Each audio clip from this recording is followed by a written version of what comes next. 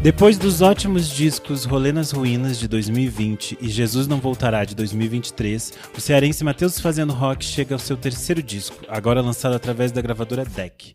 Lá nas áreas Todos Querem Viver Bem tem produção de Matheus em parceria com Fernando Catatal e Rafael Ramos. O novo disco expande o conceito de rock de favela proposto por Matheus, que cria canções que mesclam referências do grunge, do rap, do dub e do punk, gerando canções que soam como uma espécie de pop torto e ruidoso. Para descobrir os detalhes desse lançamento, recebo hoje no Por Trás do Disco do podcast Vamos Falar Sobre Música, o ator, performer, músico, cantor e compositor Matheus Fazendo Rock. Seja muito bem-vindo, Matheus. Olá, obrigado. E aí? A gente conversou aqui no Vamos Falar Sobre Música quando você estava lançando Jesus Não Voltará, e agora você retorna aqui. Eu acho que foi uma trajetória muito bonita desse disco, né? Você conseguiu circular por muitos palcos do Brasil. Eu queria saber como foi esse processo para você de chegar em outros palcos, de chegar em novos públicos, e como foi a sensação de entender o momento que o Jesus Não Voltará estava encerrando um ciclo. Então, essa caminhada toda, na verdade, foi maravilhosa, de muito aprendizado. Acho que foi ótimo pro coletivo Fazendo Rock também, porque, enfim, a gente pôde acessar e vivenciar um monte de coisas assim legais pela primeira vez e também muito desafiadora. Mas acho que foi massa entender o momento de encerrar esse ciclo assim também, pensando no trabalho todo que é cantar essas músicas, Jesus Não Voltará, né? Organizar toda essa história e defender ela, assim. Então, chegou um momento que ficou bem nítido, assim, no corpo, que já era hora de puxar o bonde de outros caminhos, assim. Eu entendo que circular pelo Brasil como um artista independente, que foi o caso do lançamento do Jesus Não Voltará, é também um processo de você conhecer outros artistas, entender outras situações. Eu acho que você tem uma coisa de ser uma espécie de cronista mesmo desse universo que te cerca. Eu imagino que isso deva ter impulsionado também a sua mente para pensar em novas canções, em outros universos, em outras coisas, até desaguar nesse disco novo, não? Com certeza, porque, enfim, né, a vida, a caminhada, né, vai dando pra gente sempre novas perspectivas, inclusive da nossa própria realidade, história, enfim. Quando você, para lançar lá nas áreas Todos Querem Viver Bem, você tem a parceria com a DEC Disco e você passa a trabalhar ao lado do Fernando Catatal e do Rafael Ramos, né, para produzir esse novo disco. Eu queria entender um pouco como foi esse caminho para você chegar na DEC e como foi esse trabalho ao lado dos dois, do Fernando e do Rafael. O Rafa Ramos mandou mensagem para mim ali mais ou menos perto do finalzinho do ano de 2023. Do meio para o fim do ano. A gente estava, inclusive, fazendo uma apresentação em Capuí, numa cidade aqui perto do Ceará. Aí a gente conversou bastante, né? Já nesse movimento de aproximar Matheus Fazendo Rock Deck, entender como é que a gente ia trabalhar e tudo. A gente passou um tempinho conversando. Em 2024 foi quando eu assinei, mas aí eu estava em pleno movimento do Jesus Não Voltará. Então a gente relançou o Jesus Não Voltará por dentro da DEC numa versão com uma faixa bônus, que foi Madrugada, e gravou um clipe, né? Foi a primeira colaboração ali. Mas aí quando foi esse momento de gravar o novo álbum, eu acho que eu conhecendo mais assim o Rafa, né, nesse momento e tudo, eu achei que seria uma oportunidade legal assim da gente se aproximar mais, né? E foi muito enriquecedor, assim, esse rolê de trabalhar com o Rafa, entender a dinâmica de um estúdio também, assim, de outra perspectiva. Ele sabe conduzir as coisas de um modo que eu acho muito massa, assim. Por outro lado, eu já estava em contato e aproximação com o Catatal há um bom tempo, né? A gente é conterrâneo, mas a gente vem se aproximando de uns anos pra cá, né? A partir das minhas idas a São Paulo também, pra fazer apresentações e, enfim. E na verdade a gente descobriu várias coisas em comum no nosso processo criativo, nosso jeito de pensar. Então a gente achou massa, acho que criar junto naquele espaço, eu achei que tinha tudo a ver, assim. E de fato, né? Foi massa porque foi um processo todo que eu acho que foi muito acolhedor com as ideias que eu trouxe, assim. E um processo também muito de investigação, muito, né? Eu fiz uma parte do trampo aqui em casa. Foi muito legal também levar tudo isso, essa demo pro estúdio e a banda que a gente formou, né? Pra fazer esse disco, tocando, fazendo as coisas acontecerem. Foi muito massa. Esse disco tem várias sonoridades, ele tem muitas referências, dá pra gente ir viajando nele a cada música. Eu queria entender um pouco se você tinha um norte de referências que você estava ouvindo na época que você estava construindo esse trabalho, se você entende que há uma sonoridade que foi pensada, ou se foram essa confluência mesmo de todas as referências, toda essa bagagem cultural que você traz, como que foi esse processo de mostrar até para os produtores assim, eu queria que o disco soasse de tal maneira. Então, eu tenho um jeito de compor, porque, no geral, a maior parte das músicas, elas não partem dos instrumentos, Sim. parte da escrita ou da voz. E aí, na melodia, é que eu vou descobrindo que tipos de ritmos as músicas estão chamando, sabe? Quando eu vou tentar botar ali na harmonia, assim, aí eu vou vendo o que ela me pede, né? E aí eu acho que por isso sai tão diversificado muitas vezes também. Tem esse rolê de que a minha escuta ela é muito eclética demais. E eu acho que isso vai influenciando muito assim também a forma como eu penso música. Mas tem uma coisa em comum, né? O que eu acho é que eu vou encontrando ali variações dentro de um caminho comum, que é buscar dentro da linguagem do rock, do hip hop principalmente, os caminhos que se abrem, né? Aí a gente sempre chega, né, nesses ritmos que também tem origem em comum, né? Origem negra, origem afrodiaspórica. Então o reggae vem, o funk vem, o soul music vem, né? Que eu acho que tudo tem muitas raízes em comum. Uma outra coisa que eu fiquei curioso é que a capa do disco tem uma ilustração, né, da Suelen Cosme, dessa vez não tem seu rosto. Essa capa me lembra muito as capas de discos de rock dos anos 90. Eu queria que você falasse um pouco sobre as escolhas estéticas do disco, né? Porque além disso, vocês lançaram vários visualizers que acompanham cada faixa. Tem toda uma identidade visual muito marcada sobre esse projeto. Então, aí tem um outro lugar que eu tive a parceria do meu amigo, assim, que a gente trabalha junto há um bom tempo, o Izzy Vitório. A gente estava numa intenção de criar ali um universo de festividade, muito particular também, assim, né? Então, um pouco a gente mergulhou até mesmo no referencial de cada pessoa que está em cena, para entender estéticas e gostos de cada um e trazer isso para dentro das imagens. E a Suelen foi uma pessoa que a gente encontrou no meio desse caminho, que também recentemente tem feito uma pesquisa sobre festividades negras e tudo. Então, acho que a gente acabou se encontrando numa hora bem sincronizada, assim, sabe? Dos trabalhos um do outro. A priori, a gente produziu algumas fotos também, que devem sair em outros materiais. Mas aquela ilustração, a gravura da Suelen acabou trazendo tanto assim para o trabalho que foi tomando uma presença assim muito forte, né, em tudo assim que a gente ia fazendo. E essa coisa das cores, que são outras tonalidades que a gente veio investindo, investigando, né, nesse momento assim também. Por isso que a gente chegou nesse lugar do dourado. Essa gravura acho que representa muito bem o disco como um todo e representa nós, né, nesse processo assim que a gente escolheu viver, né, de criação. Perfeito. The detective said missing kids usually come home. What happens when they don't? Based on a true story. Police looking for John Gacy. We discovered bodies. By the looks of it, they're younger men. The things he did to those kids. He's sick. The system failed these families. Devil in Disguise, John Wayne Gacy. Streaming now, only on Peacock. Do you know how many there are? Up to you to find out.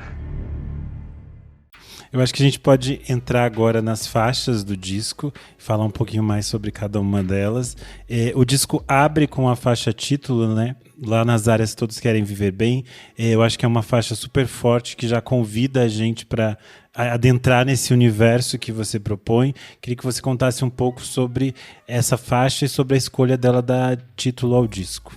Essa faixa, ela tem esse lugar meio mântrico mesmo, né? Eu tentei estruturar como uma oração, como funciona uma oração, como eu observo e entendo as orações, né?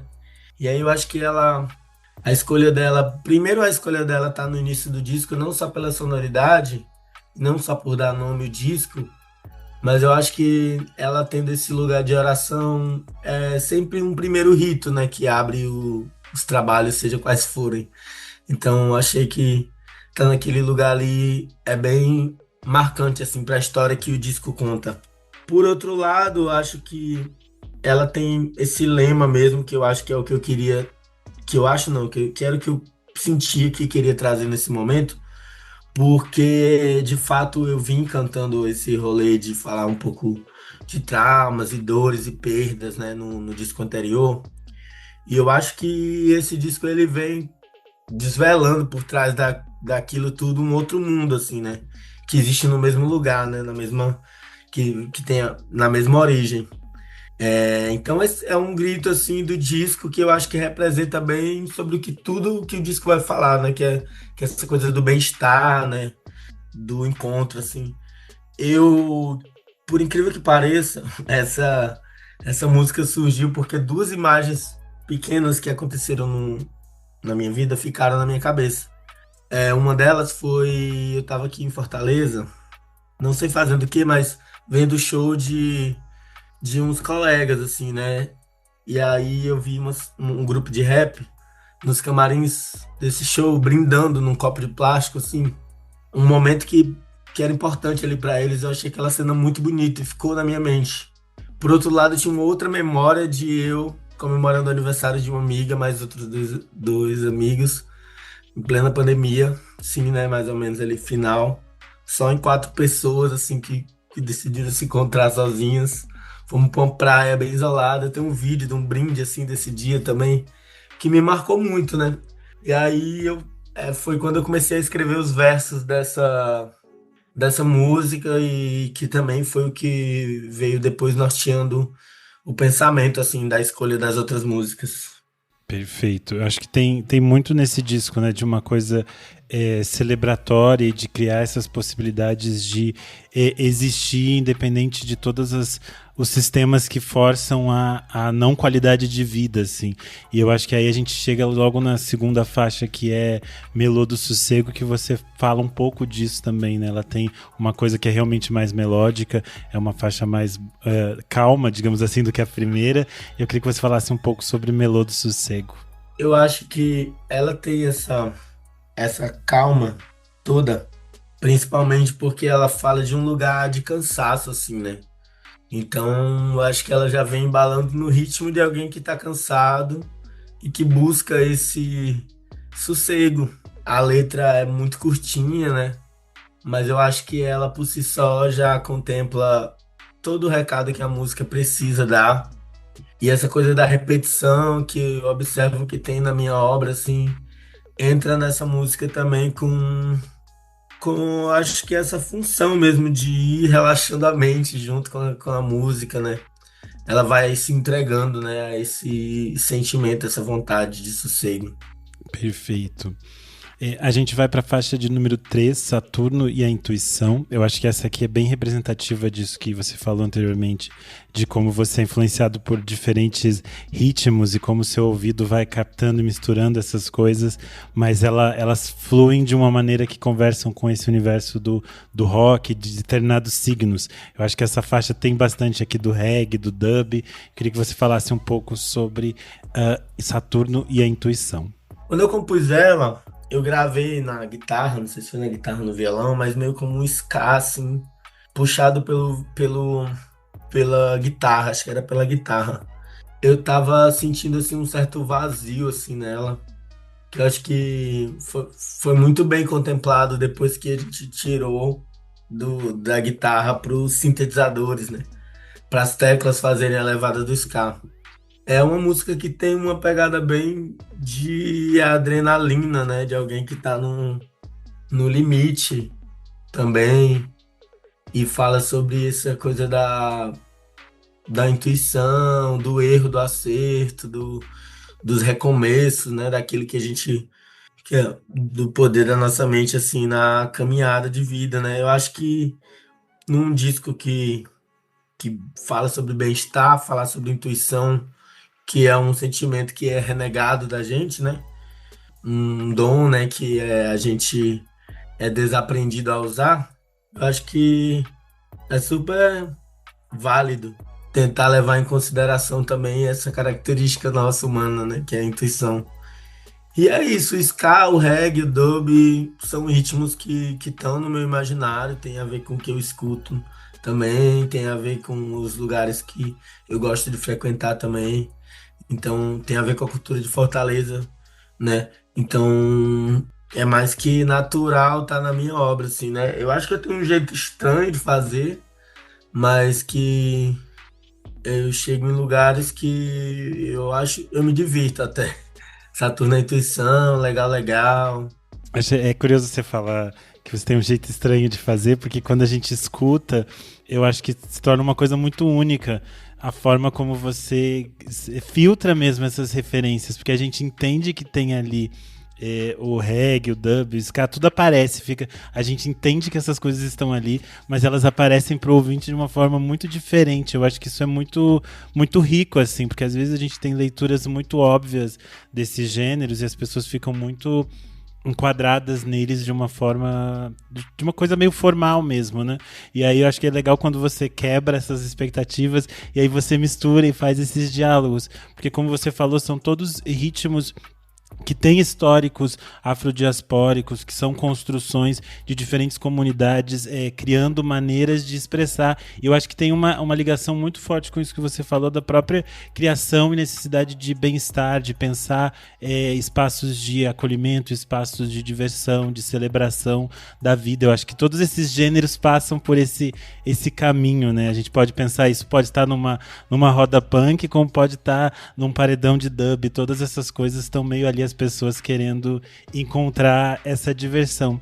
E aí é curioso que a gente chega na faixa de número 4, Daquilo que Nós Merece, que fala um pouco também sobre essas coisas muito simples e delicadas que constroem o dia a dia das pessoas e que são muito importantes pra gente. Eu confesso que essa é a minha preferida do disco. Eu tava reouvindo antes da gente gravar e aí eu tava me emocionando de novo. Eu acho ela, assim, muito bonita, a letra, a delicadeza que ela tem. Queria que você falasse um pouco mais sobre Daquilo que Nós Merece. Eu acho que a gente romantizar alguns momentos da vida também fazem com que a gente encare com uma certa leveza coisas que são duras, assim, que não estão exatamente no lugar certo, assim, né? Então, muitos de nós têm uma rotina muito puxada, muito pesada, tem de fato poucas vezes o privilégio de descansar, de só existir, só estar em paz, assim, né? A cidade, viver na cidade, ser um favelado, né, na urbanização, assim, exige de você uma correria, assim, dupla, tripla, sei lá, quantas jornadas, né? Principalmente quando, sei lá, eu vivendo, assim, artista, outras pessoas que são autônomos, não existe nem essa escala 6x1 muitas vezes, né? Pra galera é 7x0, total. Eu penso que o amor e o descanso e o tesão muitas vezes é um privilégio também, né? Essa música, eu acho que ela fala um pouco sobre isso. Tem uma coisa dessa composição desse álbum, ela tá bem assim dentro do cotidiano, né? Eu observo isso, assim, nas músicas que compus. Daquilo que Nós Merece, ainda tem esse rolê de estar na Soul Music, então é uma música que vai levando você mesmo, assim, né? Tem uma intensidade, né, no ritmo. Eu gosto disso também. Você falou disso, de romantizar esses momentos e tudo mais. Às vezes a gente tem um olhar específico, né, para coisas que são simples. E é interessante porque no disco tem várias canções que você cria pequenas imagens que você descreve, assim, pequenas imagens que são cotidianas, que são simples, mas é tão bonito quando elas escritas ganham esse poder de poesia, assim, né? Que às vezes a gente tá tão engolido mesmo por essa velocidade, por esse tempo de você tem que ser útil à sociedade, você tem que gerar, você tem que construir, e você acaba não prestando atenção naquilo que você já construiu, naquilo que você já está formando ali. Eu acho que é muito bonito quando as suas letras captam essa perspectiva, assim. E aí a gente chega numa faixa que é a de número 5, que é a Arte Mata, que foi lançada como single, né, antes desse disco. Eu acho que ela faz uma ponte muito simbólica entre o Jesus Não Voltará e esse novo trabalho. Ela fala aqui um pouco mais sobre a precarização do mercado cultural brasileiro, fala de novo sobre isso que a gente estava falando agora, essa pressão da gente construir coisas e gerar coisas e como isso vai violentando a gente. Eu queria que você falasse um pouco mais sobre a Arte Mata. Então, eu sinto que a gente vive na arte um ambiente muito contraditório, né? Principalmente no meio da música. Tem um lugar do glamour, tem um lugar da produção em larga escala de música. Tem vários muros que separam os segmentos, os artistas, as camadas, os cachês, os acessos. Acaba se ouvindo muito sobre uma realidade, muitas vezes, assim, na música, que eu acho que não contempla nem 10% da galera que faz arte no Brasil. A maioria de nós vive uma realidade bem complicada mesmo. Esse é o fato, assim, que é lei. E que se esquece muitas vezes. Não acho que venha para ser uma canção desencorajadora, mas eu acho que mais para também fazer um contraponto, assim, a tantas narrativas de sucesso e luxo que não são reais, assim. Então, eu vejo muitas pessoas frustradas, assim, né? Eu encontro, né, pelo caminho, que eu acho que tem tudo a ver com esse meio de comparação, de competitividade que existe, né? É difícil para nós entender que cada um também está vivendo o seu processo, a sua maneira, no seu tempo. É difícil também aceitar que o mercado já escolhe muitas vezes. Sim. O que vai, para onde vai, quem ganha mais, quem ganha menos. Que muitas realidades já estão postas, né? E nisso se apaga um monte de coisa, né? Um monte de cultura, um monte de coisa que é básica, mestres da cultura pelo país todo, assim.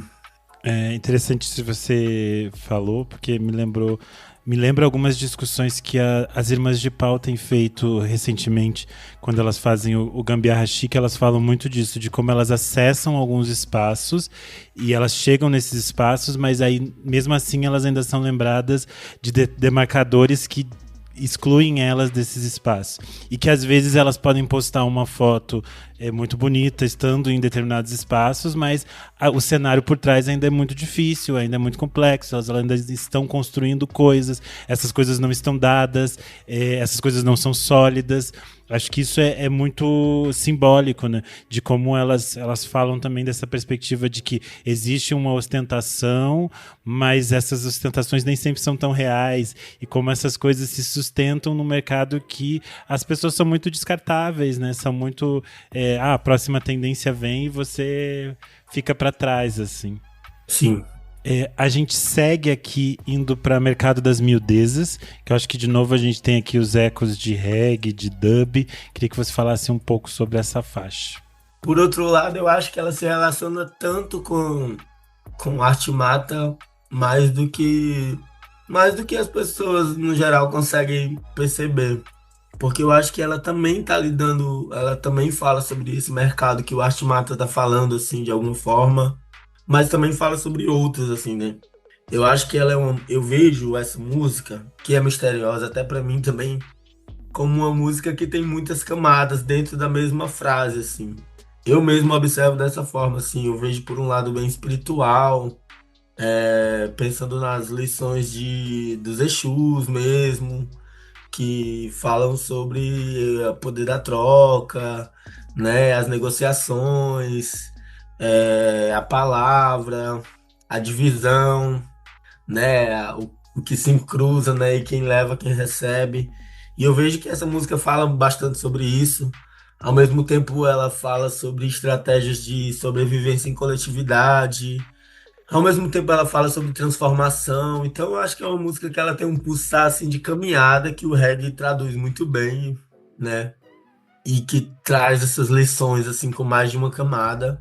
E é isso. Mercado das Mil Deusas. É interessante que você falou, que eu acho que dentro do disco, quando ela vem logo na sequência de Arte Mata, ela nos conecta mesmo a essas discussões sobre os espaços, sobre a valorização do trabalho, a valorização do que a gente produz, todas essas coisas. Mas quando você ouve ela também dissociada disso, é isso que você falou, ela leva para muitos caminhos, né? Acho que ela fala sobre desejos, sobre os valores que a gente dá para as nossas ações. É uma faixa, como você disse, muito cheia de meandros, assim. Acho que é interessante que talvez ela, no ouvido de cada pessoa, ela cresça e toque de uma maneira bastante diferente, assim. Na sequência a gente tem Quando Você Volta, que eu acho que também é uma dessas baladas do disco. É uma faixa muito bonita. Queria que você contasse um pouco mais sobre Quando Você Volta. Ela tem uma coisa nela que essa canção foi composta bem antes de eu começar a pensar nesse disco. Na verdade, bem antes até do... Acho que ali no mesmo período que eu tava compondo as coisas pro Rolê nas Ruínas. Bem antiga, assim, e ficou guardada um tempão, assim. Mas eu já imaginava que... É uma canção que eu gostava já. Mas eu imaginava que eu ia ter um momento de... Que ela ia se encaixar em alguma coisa, assim, né? Eu tenho uma certa dificuldade de ver minhas músicas dissociadas uma da outra.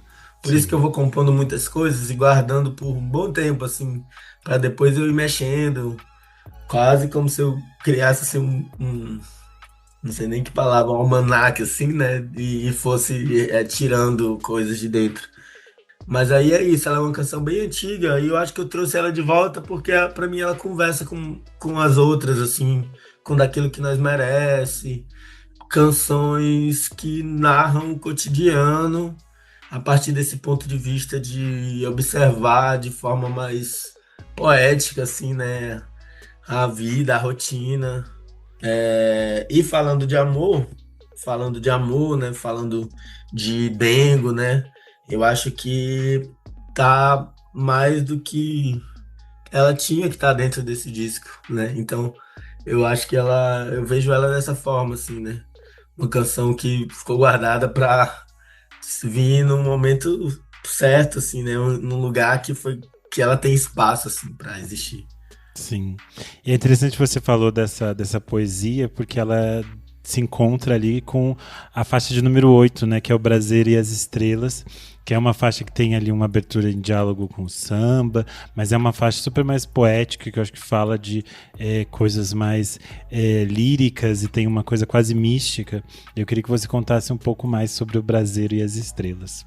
Então, sim, é isso mesmo. Eu fico tentando explicar para as pessoas, assim. Eu sinto que ela é bem uma abstração nesse lugar, né? O braseiro, para quem não sabe, né, no geral é um objeto de lata, ou de alumínio, ou de algum outro material, onde se botam ervas ou outras coisas para defumar e isso limpar o ambiente, seja num terreiro, na igreja católica, no candomblé e em várias outras místicas aí pelo mundo, né? De várias outras religiões, enfim. E aí, eu dentro da minha experiência de terreiro, fiquei observando, pegando essa viagem, né? Pensando que o braseiro a gente usa para defumar o terreiro, preparar o espaço, e aí começa a vir as entidades, né? Os caboclos, e essa galera, ela vem do passado, né? Eles vêm de um outro lugar do tempo, assim, né? São pessoas que viveram em terra há muitos e muitos anos, e agora voltam para trocar ideia, para curar, para limpar, para dar conselho, para dar intuição. E eu tava pensando nessa relação dos caboclos com as estrelas, porque as estrelas também são seres que estão lá no céu, lá a não sei quantos anos-luz, muitas vezes a gente está olhando diretamente para o passado, um passado muito distante do nosso, e a gente também é um passado distante deles, assim, né, desses astros.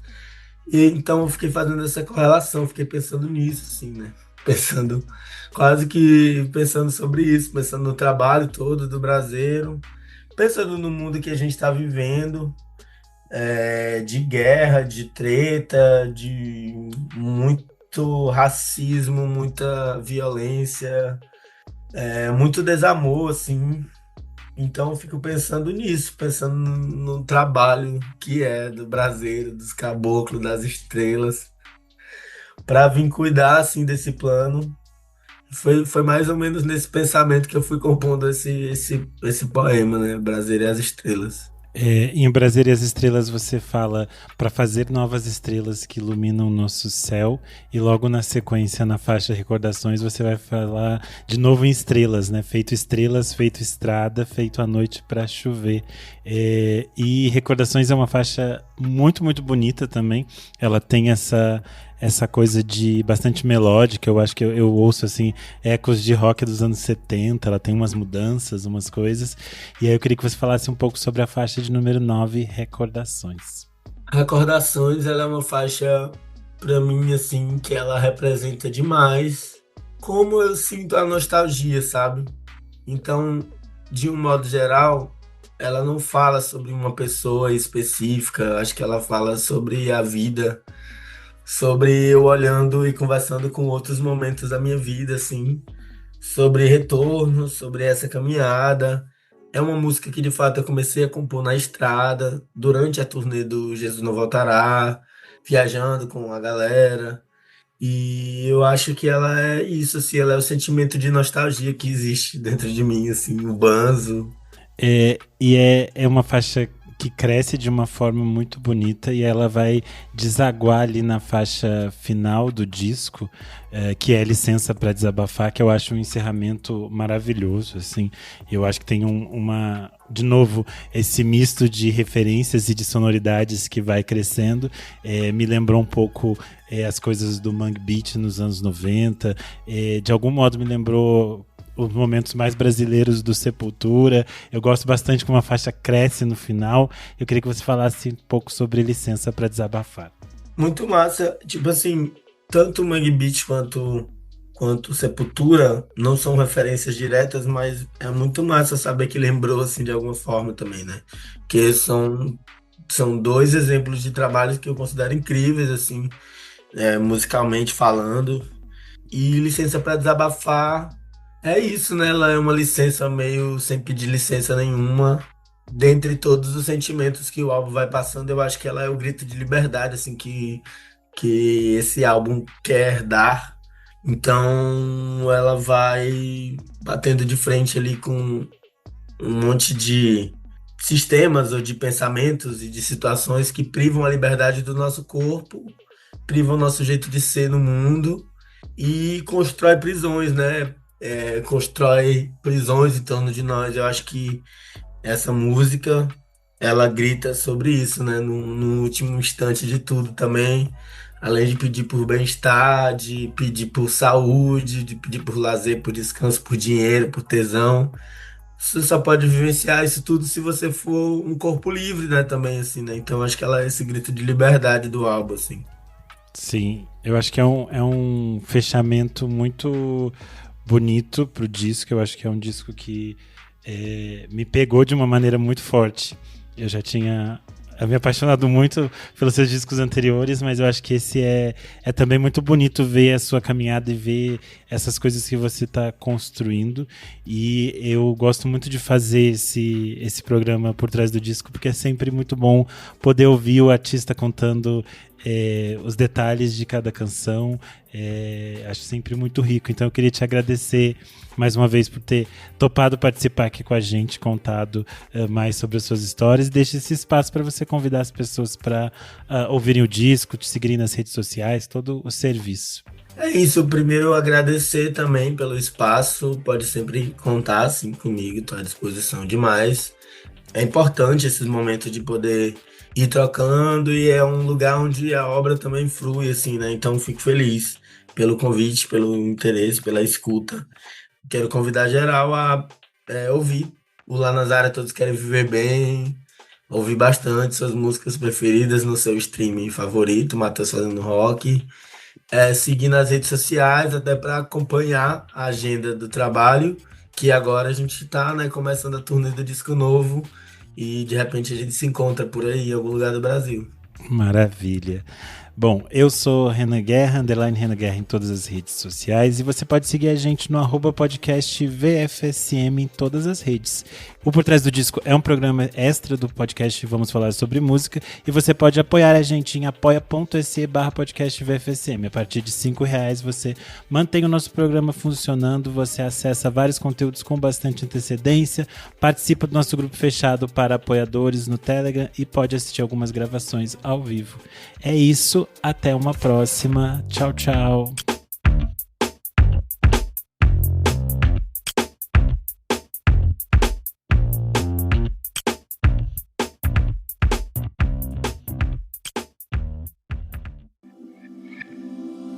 Esse podcast foi editado por Nick Silva.